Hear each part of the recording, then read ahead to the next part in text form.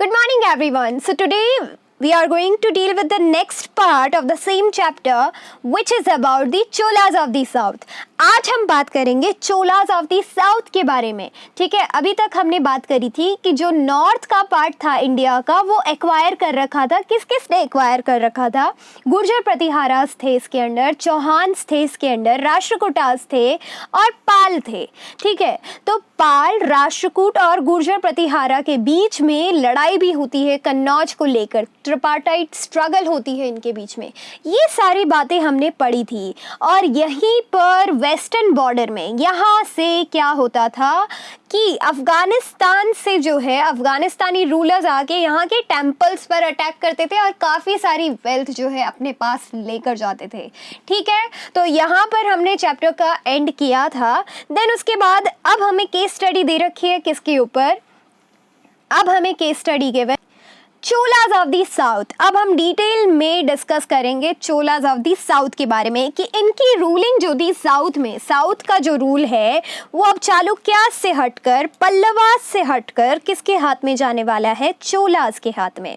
ठीक है, तो चोला जो है 4th सेंचुरी में काफ़ी पावरफुल थे, बट बाद में क्या होता है, धीरे धीरे इनकी पावर्स जा चुकी थी पल्लव किंग्स के पास. अब वो किसके अंडर काम कर रहे थे? पल्लव किंग्स के अंडर काम कर रहे थे. ठीक है, जो भी किंग के अंडर काम करते हैं उनको कहते हैं सबऑर्डिनेट्स.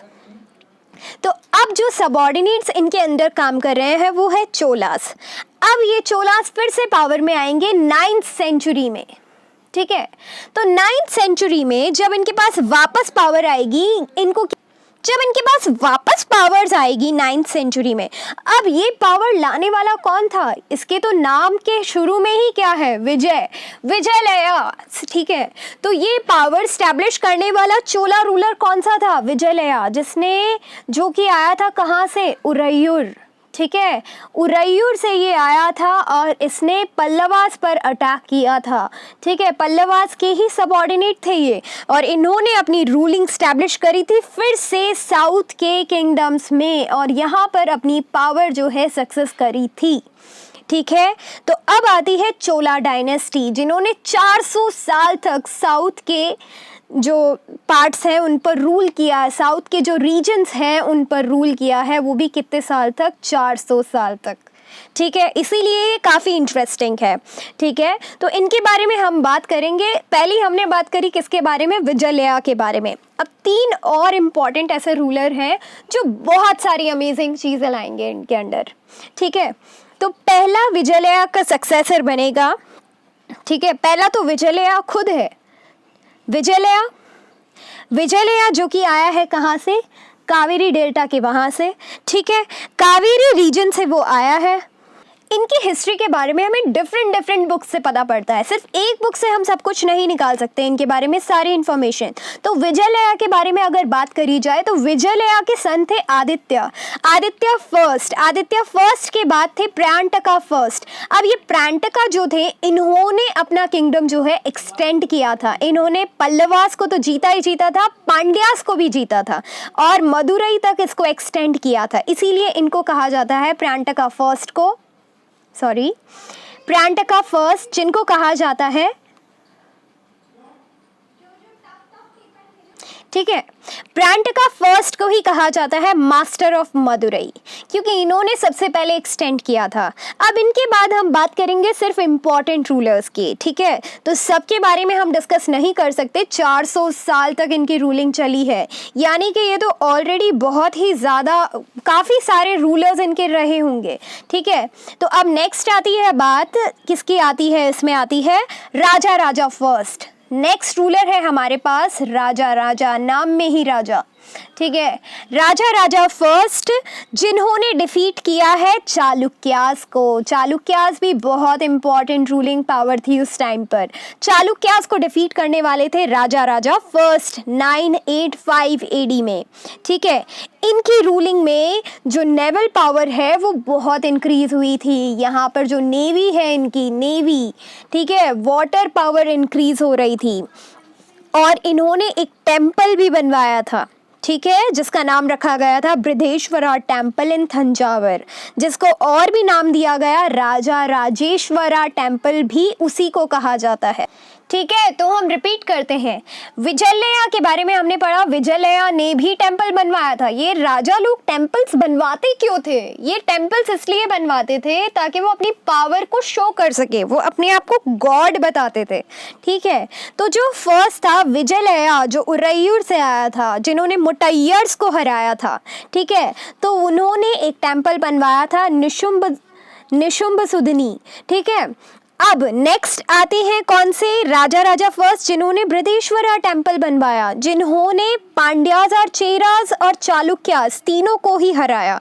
ठीक है, अब नेक्स्ट नेम हमारे पास आएगा, वो भी बहुत इंटरेस्टिंग है, जो कि है राजेंद्र फर्स्ट। ठीक है, राजेंद्र फर्स्ट को जो टाइटल दिया गया है, बहुत ही इंटरेस्टिंग टाइटल है। राजेंद्र फर्स्ट को जो दिया गया है वो टाइटल है गंगईकोंडा चोलापुरम। गंगई का मतलब है गंगा से रिलेटेड। ठीक है, कोंडा कॉन्करर।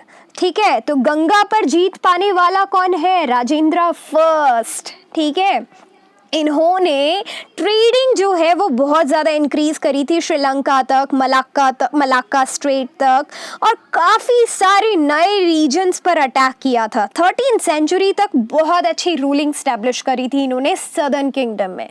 ठीक है, जो डेक्कन एम्पायर था वहाँ पे इनकी रूलिंग जो है अमेजिंग थी। अब देखो कुछ टेम्पल्स हैं, उनकी कार्विंग्स दे रखी है। ये देखो, गंगईकोंडा चोलापुरम। ठीक है, कॉन्करर ऑफ गंगा। ठीक है, तो ये किसको कहा गया है? राजेंद्र फर्स्ट। तो इन्होंने जो टेम्पल बनाया है वो भी देखा जाए एक बार। तो ये है चोला टेम्पल। ठीक है, अब एक ब्रॉन्ज इमेज दे रखी है डाइटी की, वो भी आप देख सकते हो सामने यहाँ पर जो दे रखी है चोला में। ठीक है, नेक्स्ट इन्होंने क्या बताया है? Agriculture and irrigation. यहाँ पर भी इन्होंने भाई साहब क्या ध्यान दिया था यहाँ पर इन्होंने, एग्रीकल्चर और इरिगेशन। इरिगेशन होता क्या है? आर्टिफिशियल सोर्स ऑफ वाटर होता है।